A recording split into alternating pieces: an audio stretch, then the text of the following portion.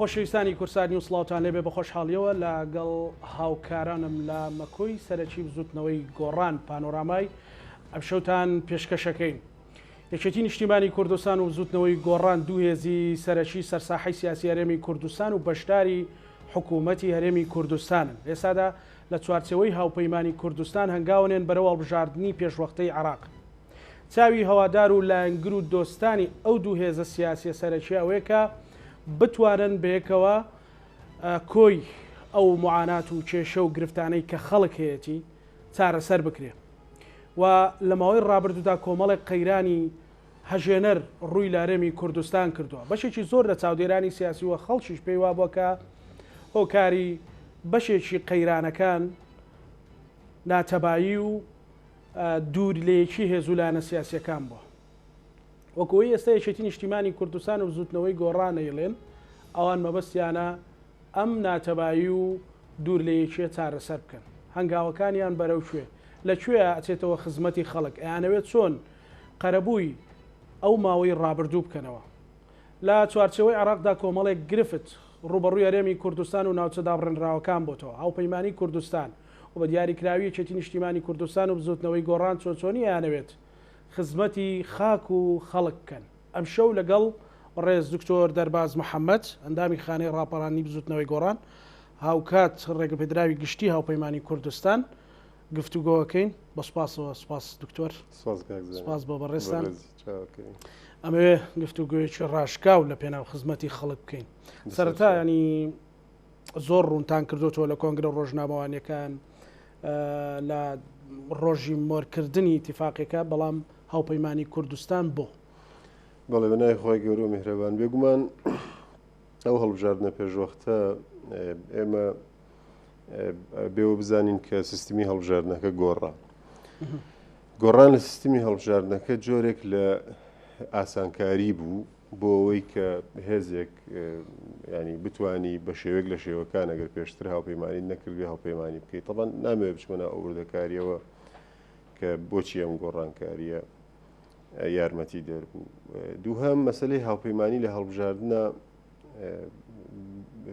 باڵێ هونەرێکی بردنەوەی هەڵبژاردنە و زۆر ئاتیادیە هەموو هێزێک چەند هێزێک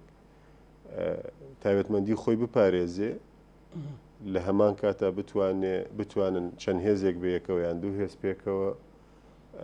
براوەی هەڵبژاردن.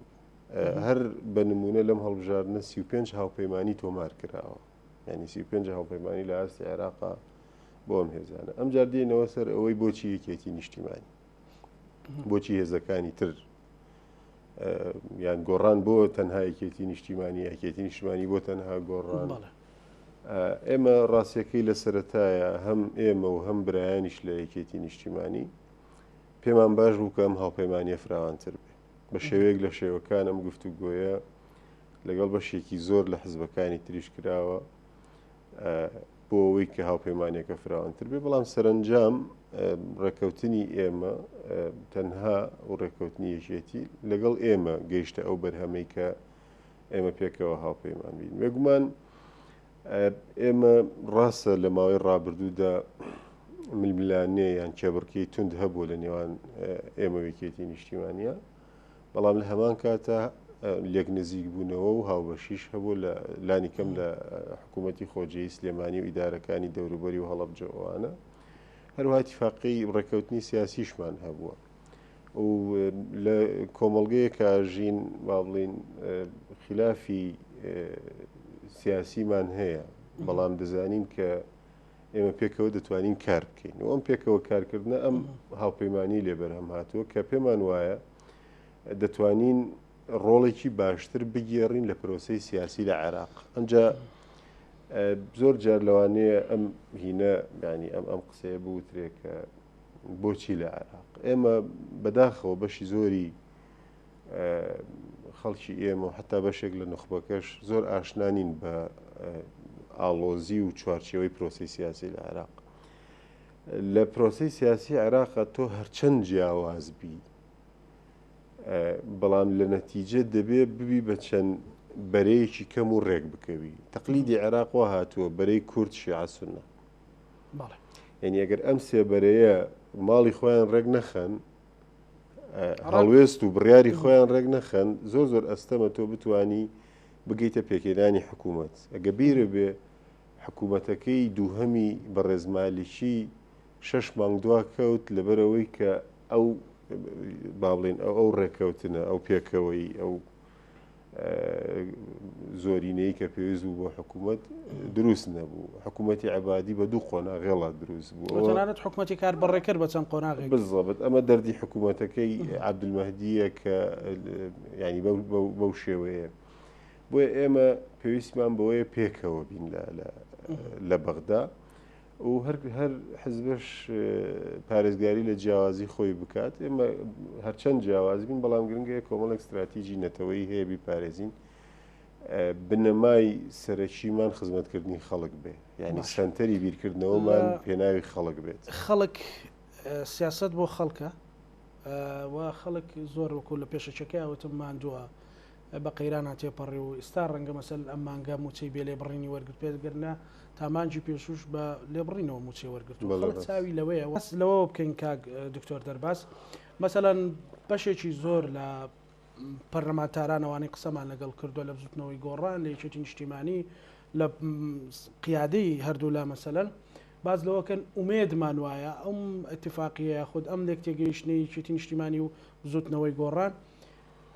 شۆڕ بێتەوە بۆ زیاتر بۆ هەرێمی کوردستان بۆ خزمەتی زیاتر بۆ خزمەتی لانی کەم پارێزگاکانی سلێمانی و هەڵەبجە و ئیدارەکانی ڕاپەڕین و گەرمیان ئەمە تا چەند ینی لە پلانتانایە ئەجا ئەمە ئەوەی جەنابەت باس کرد دوو بەشە بەشێکیان مەسلەی حکوومەتی خۆجێی سلێمانی و هەڵەبجە و گەرمیان و ڕاپەڕین و ناوچەکانی ترە کە ئێمە شەراکەتێکمان هەیە لەگەڵ یەکێتی نیشتیمانی دەکرێت ئەم نزیک بوونەوەیەمان کار ئاسانێکی زیاتر بێ بۆ لێکتێگەیشتێکی زیاتر بێ بۆ ئەوەی کە ئەگەر ڕێگریەک کێشەیەک هەیە لە ئەو پرۆژانەی کە ئەچێتە خزمەتی خەڵکەوە چه پرۆژەکانی حکوومەتە چکردنەوەی دەرگای زیاترە بۆ ئەوە بەرهێنان و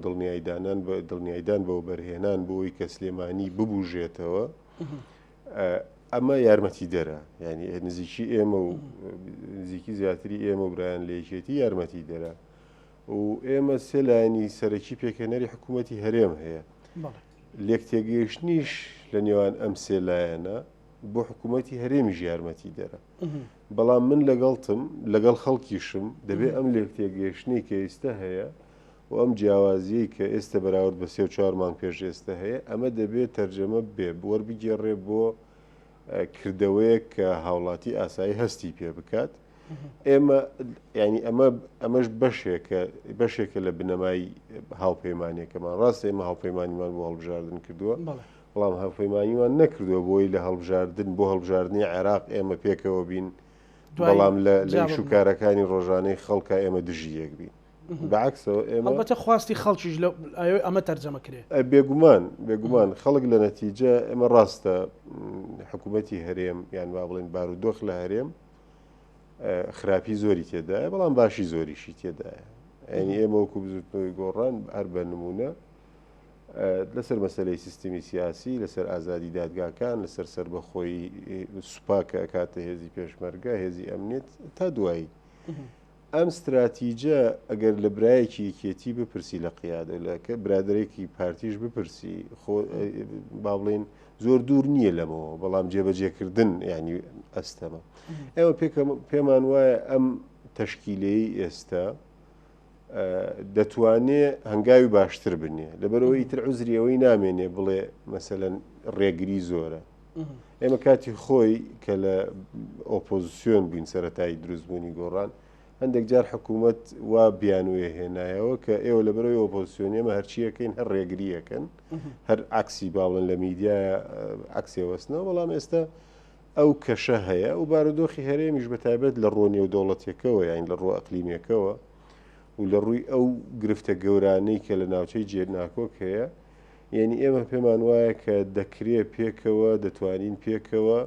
ڕۆڵی باشتر بگێڕین زۆر باشە دکتۆر کەواتە خەڵک بەگشتی لە ئەدای حکومڕانی هەرێمی کوردستان ڕازینەوەی ئەوە بە پرۆژێکی چاکسازی چوون داخڵی حکوومەت بوون ئێستا تێگەیشتنتان یان تێڕوانینتان بۆ حکوومەت و بۆ کارەکانی لەکوێ کۆکن لەکوێ ناکۆکن؟ ئەزانی ئەمە دوو شتە، هەندێک شتیان ینی بابێکیان یا درگایەکیان بەشێکیان استراتیژیە. استراتیژی ئەوەیە کاتی ئەوێ بەڵام نیەتیشی ئەوێ و ئیشیشی ئەوێ ینی دەبێت ئێستا دەست پێ بکەیت. ئەو مەسەلە استراتیژیانە چییە؟ مەسەلە استراتیژیەکان تۆ ناکرێ تاوان ئێمە بۆ خۆت زانین تەمەنی ئەم هەرێمە لە ساڵی 92ەوەیە کە هێزی چەکداری حزب هاتووە حکوومەتێکی تەشکیل کردووە لە ساڵی 92 باش نییە؟ تۆ بۆ ئەوەی کە قوارەیەکی سیاسی تەندروستت هەبێ دەبێ دوو پای گرنگ هەیە بیپارێزی و ئەم دوو پایە ببن بە پایی خەڵک، پایی دەوڵەت نەک پایی حزب بەتەنها، ئەویش پایی چەکە سوپا بە بەشە شەڕکەرەکەیەوە بە بەشە ئەمنیەتێکەشەوە بۆ پاراستی ئەمنیەتی خەڵک و پایی دووهەمیان دادگایە. ئەگەر من و تۆ بوو بە کێشەمان سوپا بوو بە کێشەی دادگا هەبێت، سوپا بوو بە کێشەی لەگەڵ خەڵکە باڵێن زوڵمی کرد دادگا هەبێ، حکوومەت زوڵمی کرد دادگایەک هەبێ و تا کۆتایی ئەو کاتە دەتوانێت مەسەرەن مؤسسەی پەرلەمانیش دەتوانێت ڕۆڵێکی باشتر بگیڕێت چونکە پشتی قایمە بە دادگا و بە سوپایەک کە زوڵم لە پەرلەمانتار و لە مؤسسەکەش نەکرێ، حکوومەت دەتوانێت باشتر بێت، سەحافە دەتوانێت ئازادتر بێ و با بڵێن حکوومەتێکی تەندروست و هاوڵاتیش سەربەرزترە بێت لەوەی کە ئەو کاتە هەڵبژاردنێکی باشتر لەوەی ئێستش دێتەکایەوە. ئەم پرۆسەیە ئێمە ئەزانین کە ئیشی دوو ڕۆژ و دوو ساڵیش نییە، بەڵام دەبێ هەنگاوی بۆ بنین، یعنی دەبێ ئیشی لەسەر بەداخەوە ئەمە نەکراوە. بەشێکی تری بابەتەکە ئەوەیە تۆ لە ئەرزی واقعا ئەوەی عەرە بەڵێ هەلمەوجود ئەوەی کە ئێستا هەیە من ناتوانم لە ماوەی ساڵێکە سوپا دروستکەمەوە بەبێ لایەنی، بەڵام خۆ لە ماوەی ئەم ساڵە دەبێ حکوومەت ڕێگای نیوان سلێمانی ڕانیە چاکات کە 30 ساڵە ینی لە 92 ڕێگایە مەفروض بۆ چاک بۆ نمونە ینی سلێمانی گەرمیان سلێمانی پێنجوێن هەمووی مەبەستمان ینی ڕێگاوبان لەبەرەوەی ڕۆژ لە ڕۆژ سیارە زیاد دەکات ڕۆژانە خەڵک دەمرێ. دەبێ حکوومەت پلانێکی تۆکمەی هەبێت. تۆ ئەزانی ساڵی پار 144,000 گەنج تاقیکردنەوەی پۆلیشەشی کردووە، 144,000 گەنج تۆ ئایا هەلی کار و فرسەتەکانی ژیانت بۆ چەندی دەتوانی بڕەخسێنی؟ لەبەرەوەی ئەمە ژمارەیە کە ساڵانە دووبارە خۆتان لە قیادەی بزوتنەوەی گۆڕان ئەوە ئەزانن. بڵێ بەڵام مەسەڵەن خەڵک کە نەڕازیشە لەسەر ئەوانە لە یەکێتی نیشتیمانی و لە ئێوە لە پارتی دموکراتی کوردستان گلەی ئەکا هۆکاری ئەوەی کە ئەو هەلمەوجودە بۆ ئاوهایە مەسەڵەن چارەسەرێکی نیە. ئەزانی بەشێکی ئەو کللتوری حکومڕانیە لێت ناشارمەوە ئەوەی کە حەزب تا ڕادەیەکی زۆر دەست بنێتە بینەقاقای دام و دەستگاکانی حکوومەت ئەمە بەداخەوە ئاوها بووە و ئێستاش بە ڕێژەیەکی زۆر ئاوهایە. تاوانە مەگەر ئاوها بێ ئەو کاتە کەسێک مؤسسەیەک لەوانەیە مۆسیەکی حەزبی ئەو قۆڕخکاریەوە ئاکا کە با بڵین ئەو زیاتر سوود لە داهات و لەوە بەرهێنان و لە بازاڕی کوردستان ببینێ لە بەرامبەر خەڵکی دەکرا ئەگەر ئەو داهاتە بێتەوە ناو خەڵکەوە ینی ئەو مەفهومی عەدالەتەی کە عەدالەت لە دابەشکردنی داهاتە ئەمە دروست نەبووە. ئەنجا ئێمە بەڕاستی ئەم دوو ساڵی حکوومەت کە شەریکین لە حکوومەت هەر سێلامان بەداخەوە بەشێکی علاقەی بە قەیرانەکانەوە هەبووە، ینی قەیرانی نرخی نەوت قەیران لەگەڵ بەغا قەیرانی کۆرۆنا ئەمە ئەزانین. بەڵام پێمان وایە مەسەرەن لە مەلەفەکانی ترا ئەو هەنگاوانەوەکو پێویست نەنراوە. ئەنجا ئەمە قسەی من نییە کە ینی قسەی ئێمە نییە وەکو گۆڕان کە خەلەلەکە کەم و کوڕێکە زۆر زۆر گەورەیە. ئەمە قسەی بەڕێز سەرۆکی حکوومەتەوە هەموو بەرپرسەکانی تر ئەوەی کە قسەی کردو نەیتوانیوە ئینکاری ئەم کلێنە گەورەیە بکات لە مەسەلەی داهات و خەڵک. بەڵام چارەسەر لێت ناشارمەوەکی سەڵاسایە ئێمەمانەیەکو کەرێش ڕابکە چێتە خەڵکیش ئەوەی ئەوێت. ئەجا ئەمەیە ئێمە ئێستا یعنی پێمان وایە ئەگەر ئەم نەواتی ڕێکەوتنە لەگەڵ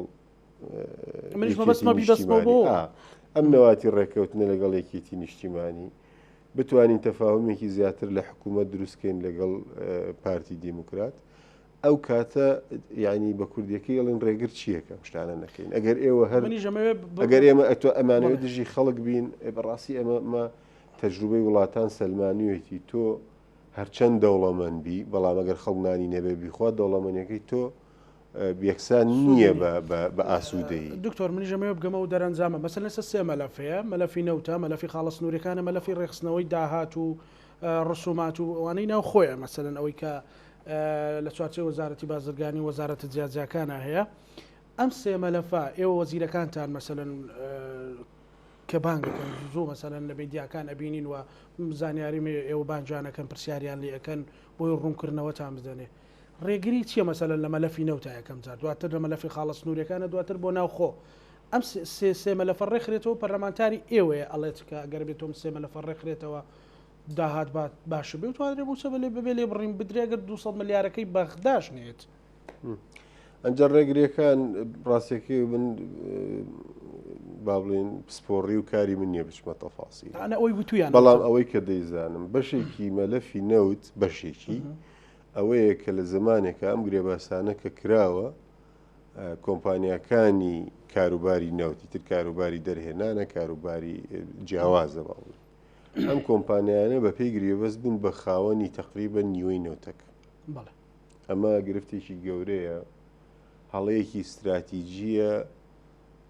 و زەرەر و زیانەکەی بۆ من و تۆ نییە کە ئەم ڕۆژین لەوانەیە بۆ 1000 ساڵی کە بێگەر بۆ لە 1000 ساڵی کە نەوت نامێنێ ینی لەوانەیە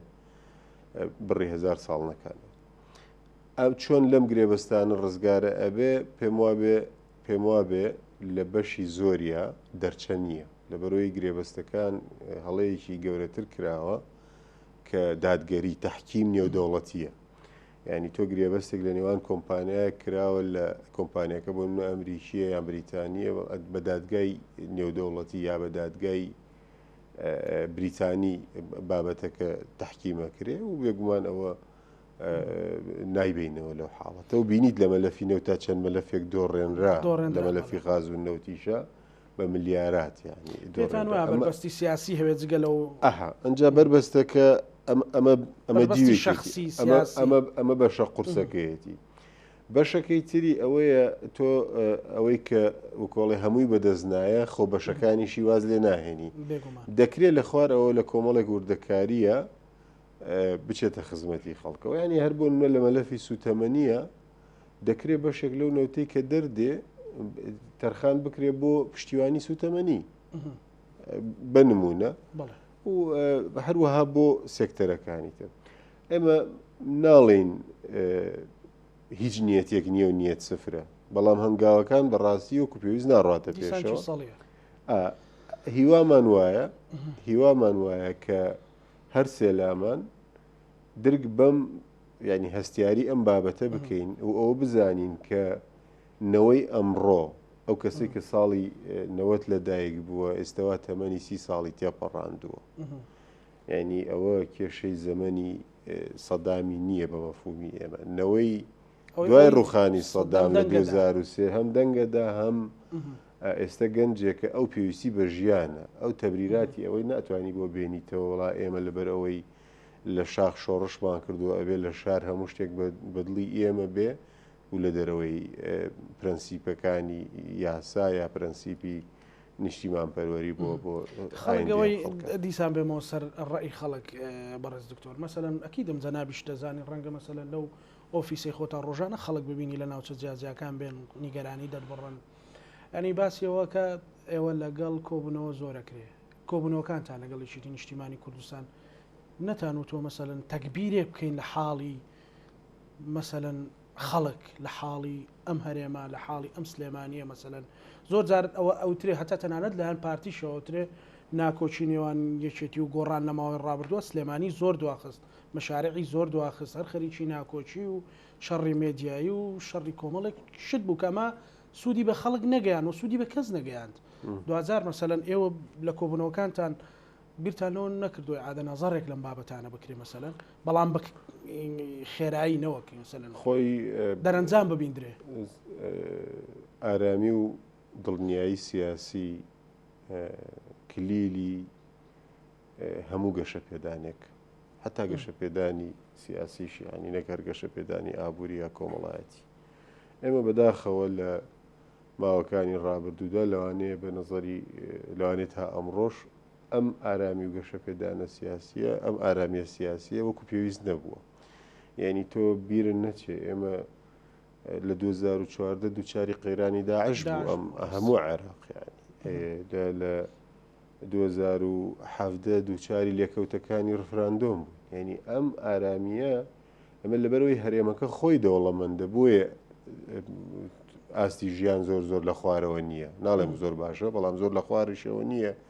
بەراورد بە هەموو جنوبی عێراق بنمونە کە ئەوان بەشی 16 وڵاتی وەکو عێراق نەوت بەرهەمێنن بەڵام ئاستی ژیانیان لە ئاستی هەرێمی کوردستان خراپترە ڕاستە موچە وەرەگرن بەڵام لە هەرێمی کوردستان بۆ منە ڕێژەی موچەخۆر زۆر بەرزترە لەوێ بۆیە سەیرەکەی ینی بە پێی داتاکانی UN 10 ملیۆن خەڵک لە عێراق پێویستی بە یارمەتیە 10 ملیۆن کەس خۆی 40 ملیۆنە 10 ملیۆنی پێویستی بە یارمەتیە مەبەستەکەم چییە؟ مەبەستەکەمەوەی ئێمە ئەوەندە متشائم نەبین نە بۆ کۆی هەرێمی کوردستان نە بۆ سلێمانی ڕاستە ئێمەمانەوێ باشتر بێ بەڵام ئەوش بزانە کە سلێمانی یەکەم پارێزگای لە ئاستی عێراق لە بەرهەمهێنانە بەڵام ئەم بەرهەمهێنانە وەکو پێویست بەدڵی ئێمە ڕەنگی نەداوەتەوە لە ژیانی خەڵکە یانی حەیویەتی سلێمانی و هەموو کوردستان وایە بەڵام حەیویەتی سلێمانی وایە دکتۆر مەسەلەن دایم داوای گۆڕانکاری داوای بەرەو پێشچوون داوای تەتەوڕەکە خۆشێتی بەڵێ ئێوە هەست ناکەن لە ئاست ئەو حەیویەت و تەتەوڕە ئەگەر هەنگاوەکانتان خێرانەکەن لە چاکسازی لە خزمەت دواکەون بەکیید من بەسەراحەت دەیڵێم ئەومە بۆ نەسیحەتە بۆ خۆمە پێشەوەی بۆ هەر حەزبێک یا کەسێکی تر بێ ئەگەر ئێمە فریای خەڵک نەکەوین خەڵکی ئەمەی تێپەڕاندووە یعنی ئەمە حقەتێکی سیاسی کۆمەڵایەتیە هەر سیاسیە کە بەشدارە لە قەراری سیاسی ئەم حقەتە نەزانێ ناتوانێت بڕاتە پێشەوە دوا ئەکەوێ جامە بەستمەوەی کە دەڵێم دواکەوێ ینی کە خەڵک بەجێی هێشتی ئەو کاتە خەڵک لەوانەیە لێت ڕاپەڕێ ینی مەبەستەکەمەوەی ئێمە دەبێ بزانین کە ئێستا نەوەتەکان نییە و هەشتاکانیش نییە و 2000ەکانیش نییە ئێستا جیلێک پێگەیشتووە بەڕاستی تێگەیشتنی بۆ پرۆسی سیاسی بۆ حکومڕانی تێگەیشتنیەکە تەواو با بڵێن ئەوروپیانەیە تێگەیشتووە ینی ئەم هەموو زانکۆیە ئەم هەموو قوتابخانە باشەی کە ئێستا هەیە تێگەیشتنیکی دروست کردووە کە خەڵک حکومڕانیکی باشترەوێ ئەمجا ئەو عزرش قەت ناخواتەوە بڵێ وڵا وەزی خەڵ لە ئێران خراپترە وەزی خەڵ لە بەغا خراپترە هەرێمی کوردستان و خەڵکی هەرێمی کوردستان تایبەتمەندیەکی هەیە کە وریاترە زیرەکترە ئەیەوێت یعنی ئەیشی بینین ڕۆژانە ئەو کۆچەی گەنجان کە ئێستا مەسەلەن خۆی داتە دەست شەپۆ لە نادیارەکان خەڵکمان جان لەدەسەدات مەسەلەن ئەم هەموو فرمێسکە هەست ناکەی ئەمە هەنگاوێکە خەڵک خەریکە هێزە سیاسەکان تی ئەپەڕێنێ طبعاً خۆی ئەوە جۆرێکە لە خۆکوشتن لە ئینتیحار تۆ ئەمەزانە و گەنجی کە وڵاتەکەی و خۆی و ماڵە گەرمەکەی خۆی بەجێ هێڵێ بەچێ لە ئەوروپا خوازانێ بە چەند ساڵ و بە چه مەرگە ساتێک و بە چ نەهامەتیەک تای قامەیەک یا شتێکی لە وابەتەوەگری ئەمە لە خۆشیە ئەماکە ینی ئەمە بۆ خۆی یەکێکە لە مؤشیرەکان مؤشری گرنگتر ئەوەیە بە حقیقت مەسلەی ئەوەیە کە خەڵک جۆرێک لە جۆرەکان ناومێت بووە لە کۆی پرۆسە سیاسیەکە مەسلەکەەوە نییە حزبی سین باشە یا حزبی سات خراپە ئێمە وەکو پرۆسی سیاسی لە ئاسی پێویستان نەمانتوانیوە نمونەیەکی سیاسی حکومڕانی باش پێشکەش بکەین ئەجا ئەمە علاقەی بە کللتور و قوڵایی مەسلەی حکومڕانیەوە هەیە کە ئێمە میلەتێکی تازەین لەم بابەتە بەڵام بەڕای من ئەوەندەی علاقەی با بڵین ئەوەی کە ئیمان قەناعەت بە مەسلەی دیموکراسی زەعیفە یعنی ئیمانەکە زەعیفە من دیموکراسیم ئەوەنداوێت تا خۆم لە حکومم لە خۆم لە حکومنەمام دنیا تێکە چێ ئەمە مەفهومی یعنی تێگەیشتنێکی هەڵەیە بەڕاستی ئێمە وازانین کە ئێمە لە ڕۆژەڵاتێکی ناوەڕاست تا ئەژین چوار دەورەکەمان ئەم جۆرە کللتورە حکومەکات بەڵام لە نەتیجە ئەم جۆرە کللتورەکە لە خەلیج حکومەکە لە خەلیج ڕەفاهەتی اقتصادی بەقووەتە بۆیە خەڵبیر لە سیاست ناکاتەوە باش لە شوێنێکی تر باڵن عقیدەی مەزهبی بەقووەتە خەڵک وەکۆڵێ شەڕە مەزهبیەکەی کردووە بە بنەمای منەمەوێت پرسیارە ئارەستی بەڕێزت بکەم ینی نەگەیشتینە ئەوەی ئەو قەناعەتی ئێوە نەگەیشتنە و قەناعەتێکە لەگەڵی چێتی نیشتیمانی کوردستان و پارتی دموکراتی کوردستانی شاکە بەڕاستی مۆدێلی شەڕی مێدیایی و شەڕی دەستبادان و شەڕ یەکتر شکاندن و شەڕی ڕاکێشانی کادر لە یەکتر بکەن بە شەڕی خەدەمات شەڕی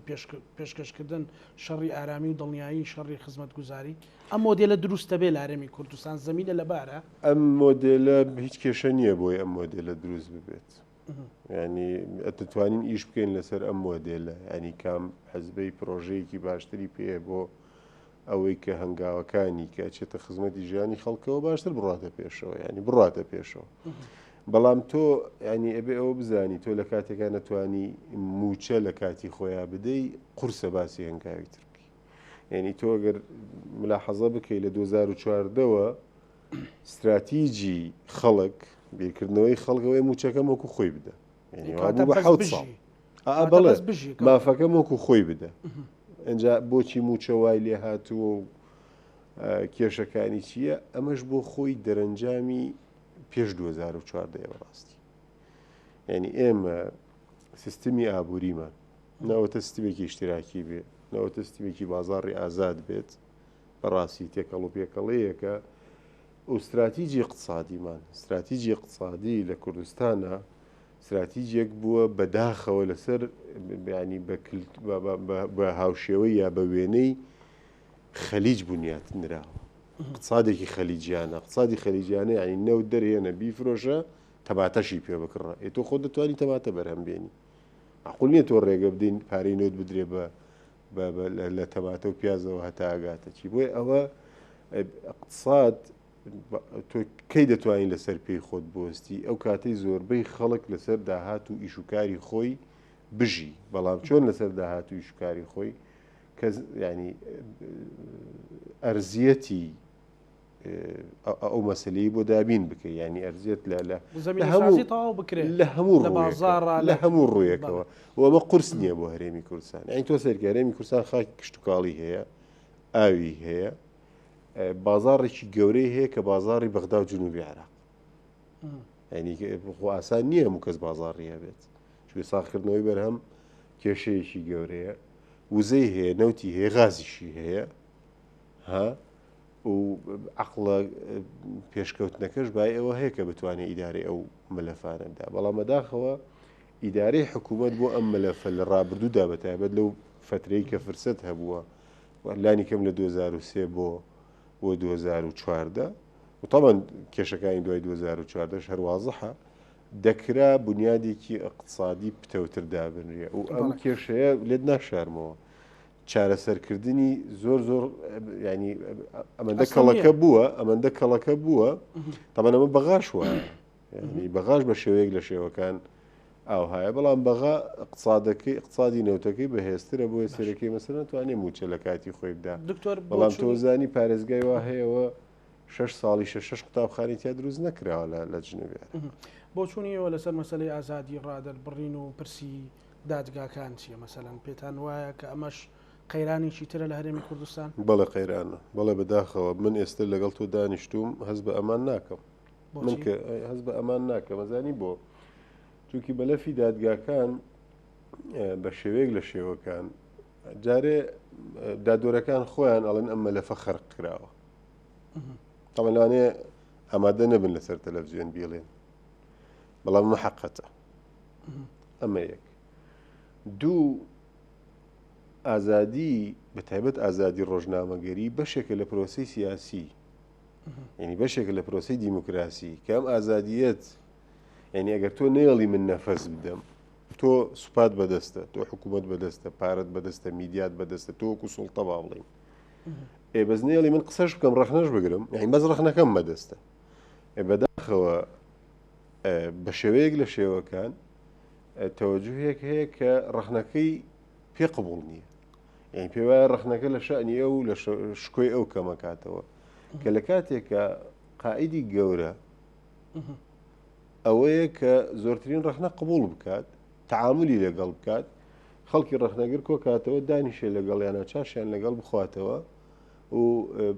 ڕەخنەکانیان قبول بکە و بتوانێت ڕەخنەکانیان تەوزیف بکە بۆ ئەوەی کە ینی شتێکی لێ سۆز بێ. یعنی سەیری تەجروبەی وڵاتان بکە تۆ لەوانەیە بتوانی چەند ساڵێک ئەو نەفەسە ببڕی بەڵام ئەوش بزانە کە نەفەسە بڕی ئینسانە تەقێتەوە یانی کۆمەڵگە تەبیعەتی وایە. خودی بزوتنەوەی گۆڕانە لە هەموو هێزولانە سیاسەکان نیگەرانی هەیە بەڵام جەنابەت قیادەیەکی دیاری بزوتنەوەی گۆڕانیت جەماوەرەکەتان مەسەلەن لە سۆشیال میدیا دیارە لە بازار مەسەلەن وەک پێویست وەکو جاران لەگەڵتان نییە پێی وایە ئەوە دوورکەوتونەتەوە لەو خیتابەی ڕەوانشاد نوێشەڕۆ مستەفا لەو خیتابەی سەرەتای بزوتنەوەی گۆڕانە پەیوەندی بەوەوە هەیە کە ئێوە ئەتانەوێت نەفەس درێژتر یا مۆدلێکی تر دەست و پەنجەشکەن لەگەڵەوە یاخود هەر خۆتان پاشەکشەتان کردو لەو مەبادیانە. ئەزانی ئەمە لێت ناشارمەوە هەوکێشەیەکی ئالۆزە لەوانەیە هەموو کەس لەم ڕوونکردنەوەی من تێنەگات هەموو بورەکەڵم هەموو کەس تێنەگە هەموو کەس هەزمی نەکە ئینسان هەر تێگە. ئەویش ئەوەیە ئێمە ئێستا خاوەنی وەکو پرۆژەی وەکو گۆڕان وەکو پرۆژەی گۆڕانی چونکە تۆ پرۆژەی گۆڕان کە ڕەوانشاد نەوشێوە مستەفا ئەساسەکەی داناوە و هاوکارەکانی دەوڵەمەندیان کردووە پرۆژەیە کە دەکرێت خەڵکی تر جێبەجێ بکات مەژنیە ئیلا ئەمە مڵکی گۆڕانە ینی تەسیسی گۆڕانە ئەم پرۆژەیە بەڵام دەکرێت خەڵکی تر سوودیشی لێبینراوە. ئەمە یەک. دوو ئێمە وەکو حزب سوپامان نییە ینی مەبەستم هێزی چەکدارمان نییە ئەوەی کە هەمانە ئەم خیتابەیە ئێمە خاوەنی ئەم خیتابین بەڵام ئەم خیتابە چۆن تەرجەما بێ بۆ قووەت ئەو کاتێک کە تۆ زۆرترین کورسی پەرلەمانیت هەبێ بتانی ینی یان بە شێوەیەکی بە ڕێژەیەک لە حکوومەت بەشداربی بۆ نمونە ئێستا چلی حکوومەتە بەدەست بێ ئەو کاتە بتانی قورسایی زیاتر یان ئەوەتە هەموو حکوومەت بگری هەموو با بڵێن حکوومەت بگری دەست ئێمە ئەمە ڕووی نەداوە. من ئەزانم کە لەوانەیە ئەدای ئێمە وەکو تاک ئەدای کەسێک خەلەلی گەورەی تێدا بێ ئەمە هیچ شاراوە نییە بەڵام ئەمە خراپی پرۆژەکە نییە وەمە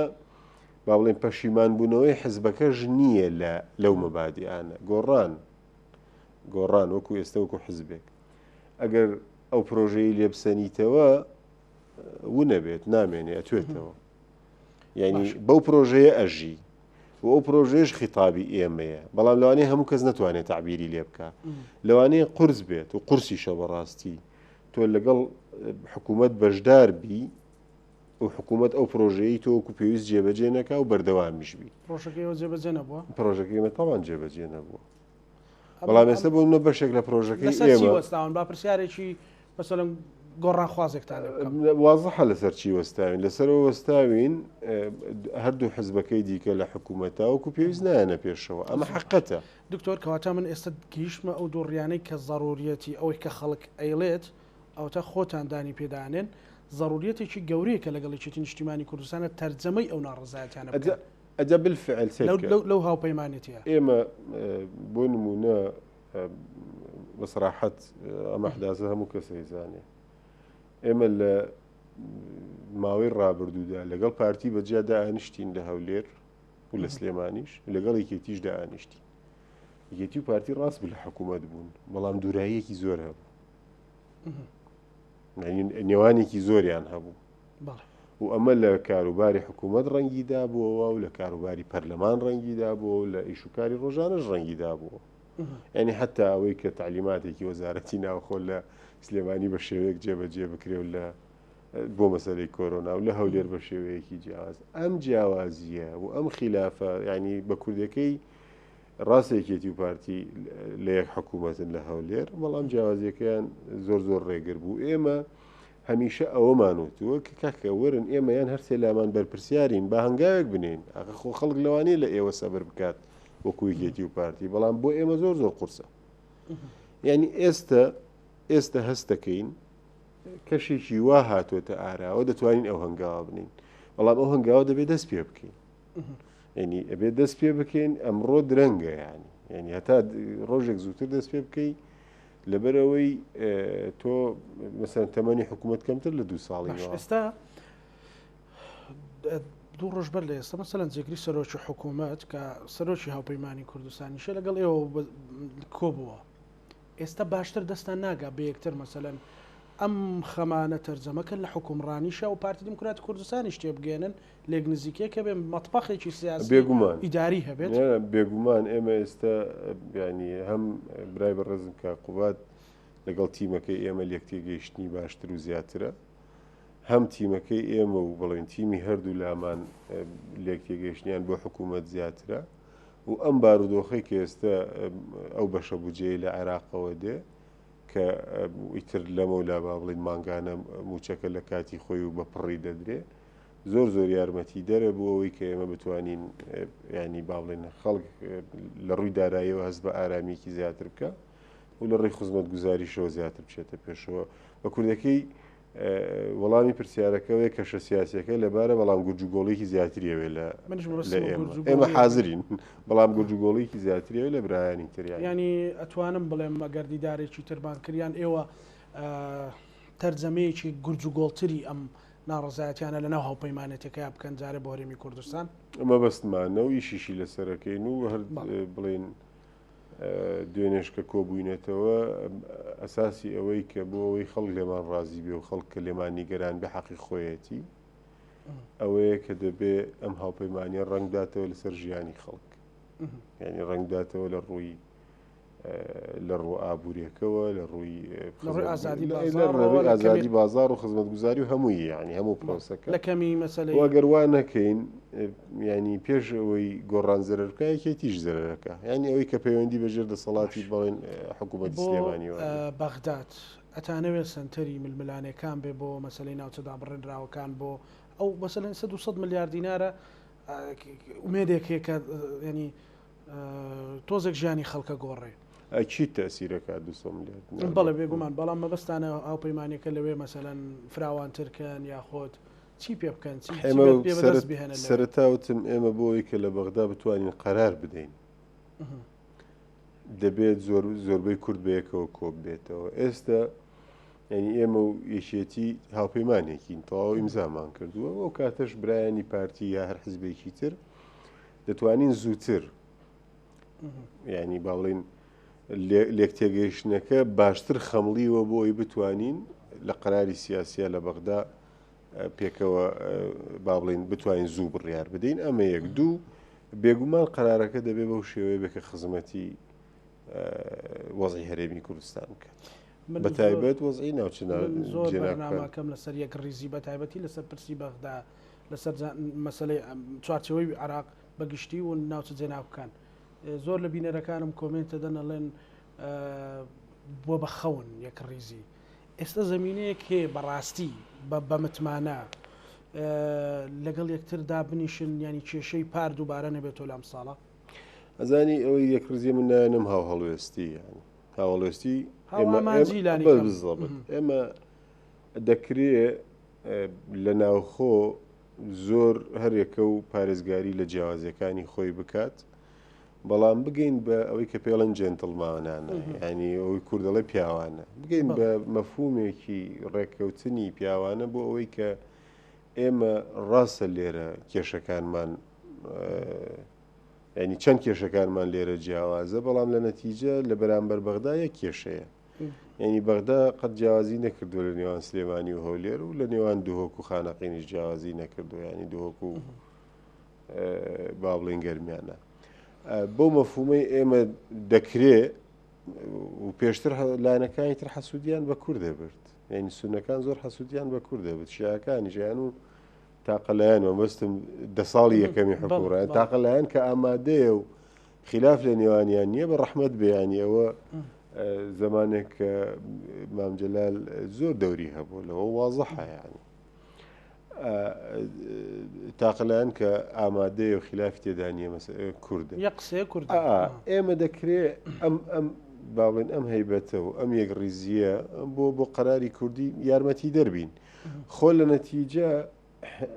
ئەگەر استقرار لە بەغدا نەبێ بۆ هەرێمیش خراپە یعنی استقراری سیاسی هەتاوەکو استقراری سیاسی لە بەغا تێک بچێ هەرێمیش ڕاستە باجە ڕاستەوە خۆکەی نادات بەڵام ناڕاستەوە خۆ باجی ئەدا یعنی ئێمە ئێستا گە استقرارێکی ئابووری و سیاسی باشتر لە بەغدا هەبوایە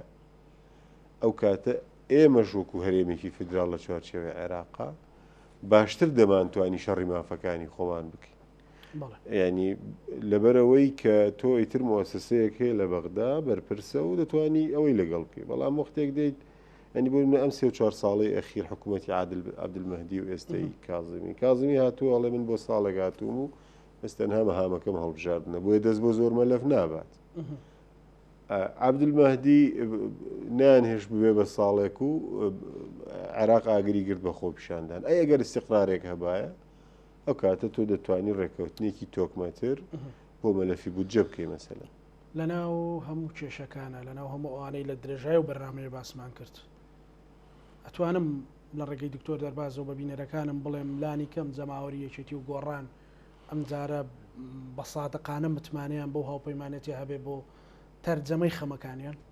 ئەزای من ئەتوانم ئەوە بڵێم کە ینی بۆ هەموو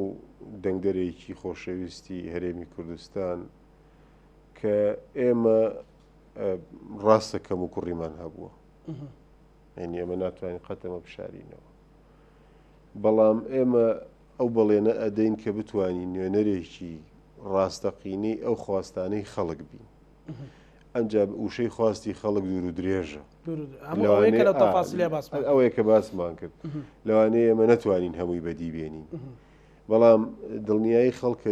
ئەو دڵنیایە ئەدەین بە هەموو هاوڵاتیە کە ئێمە شەڕکەرێکی باشە بین و دەتوانین سزامان بدەن ئەگەر ئەو شەڕکەرە باشە نەبووین. من ینی نامەوێت زۆر متەشائیمانە لە وەزعی هەرێمی کوردستان بڕوانین بەڕاستی. ئەگەر سەیری تاریخ بکەی ئێمە لەکوێ بووین ئێستا لەکوێین، ینی تاریخی ئەم میلەتە کاک، ینی بخۆ زۆر دوور نین لەو زەمەنەوە، بەڵام لەگەڵ ئەوەشە نابێ ئەمە موبەڕڕ بێت بڵێن ئێمە لە تاریخە لە 40 ساڵ پێش ئێستا لەکوێ بووین زۆر خراپ بووین ئێستا دەبێت زۆر باشتر بین. ئێمە کێشەکەمان کێشەی حکومڕانیە، کێشەی ئابوورینی ئەگەر حکومڕانێکی تەندروستانە بێ ئەکید ئەگەر حکومڕانێکی تەندروست هەبێ ئەو کاتە ژیانێکی باشتریش بۆ هاوڵاتیە بێ و بەداخەوە ئێمە ینی ئەمە وەکو پێویست نەبووە لە ڕابردوودا، بەڵام هیچ کات گرفتەکان ئەمەندە گەورە نین بڵێن دەرەقەتی ناین و ناتوانین چارەسەری بکەین. من سوپاسان دەکەم بۆ بەرنامەیە و هیوادارم ئێمە وەکو هاوپەیمانی کوردستان وەک ینی وەڵامی پرسیارەکەی ئێستا کە هەنگاوێکی نوێیە و بۆ زەمانێکی شتێک جیاواز بتوانین لەگەڵ برایان لە یەکێتی بتوانین ئەم جیاوازیە تەرجەمە بکەین بۆ ئەوەی کە بەڕاستی زەمەنی دوای هاوپەیمانی زەمەنێکی جیاواز بێت لە هەموو ڕوویەکەوە بتوانین چه حکوومەتی هەرێمی کوردستان چه ئەم دەڤەری حکوومەتی خۆجیەی سلێمانی بتوانین هەم دڵنیایی هەم ئارامی هەم خزمەتێکی باشتر بە خەڵکەکەی خۆمان بکەین و ئێمە خەرزارین بەڕاستی خەرزاری خەڵکین، یانی ئەمە هیچ گومانی تێدا نیە. زۆر سوپاس بۆ بەڕێز دکتۆر دەرباز محەممەد ئەندامی خانەی ڕاپەڕانی بزوتنەوەی گۆڕان و هاوکات ڕێگە پێدراوی گشتی هاوپەیمانی کوردستان. سوپاس بۆ دەرفەتە. بینەرانی خۆشەویست لەگەڵ هاوکارانم گەیشتنە کۆتایی بەرنامەی پانۆراما بەی وایەوەین کە ئەم هاوپەیمانی کوردستان ببێتەوە هۆکارێک بۆ خزمەتکردنی خەڵک و خاک. پانۆراما پێشکەش کرا بە هیوای ساغ و سەلامەتی بۆ هەموو لایەکتان ئەمانەتی خوای گەورە بن خواتان.